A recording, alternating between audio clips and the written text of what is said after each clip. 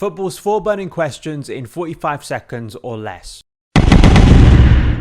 Will England's under-21 Euro success lead to a new golden generation? Whilst the term golden generation can be a little bit lazy, I do think there is valid reason to be excited about this group of young England players. The way they handled this tournament, the way they coped with some of the antics of Spain in that final, and also technically a very good opponent in that final that I don't think previous groups of England players, young England players, would have been able to cope with in that situation. And you just look at the talent on display in that team who are already playing first team Premier League football, the likes of Levi Colwill, Max Aarons I think is a very good fullback, Mel Smith-Rowe had a brilliant tournament too, Cole Palmer I'm sure will get more minutes at Man City, Noddy Manawake, Morgan Gibbs-White.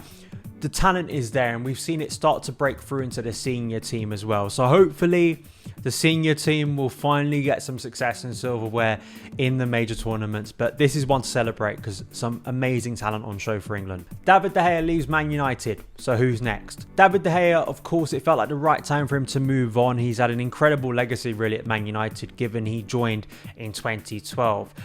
Quite ridiculous that he spent so long at that club.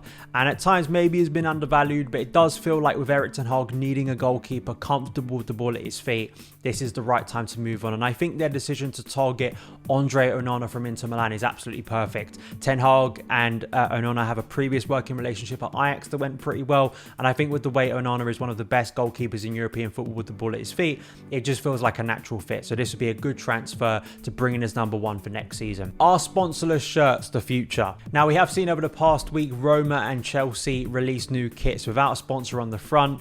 Roma more intentional. Chelsea of course had this dispute over a new sponsorship that they haven't clarified yet, and it is expected that on the pitch we will see a sponsor, but apparently fans can buy the new shirt without a sponsor next month.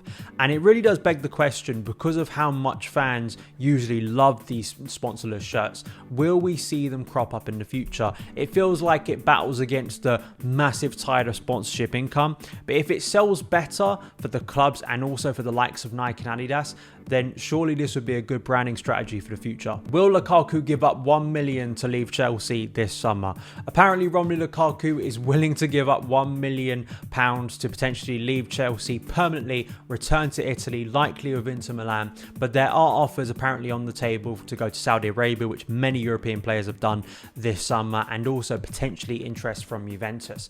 I feel like this is a natural endpoint for Lukaku. He doesn't want to be at Chelsea. Chelsea, I'm sure, would like to offload him. It is quite incredible he's willing to walk away from that amount of money to move back to a place he feels comfortable, but it shows his love and kind of dedication to play at Inter Milan. Hopefully a situation can be resolved soon, but I wonder how many players of this ilk will be in this situation. It just kind of feels quite crazy, and it just shows you the awkwardness of how bad this transfer was for Chelsea and for Lukaku.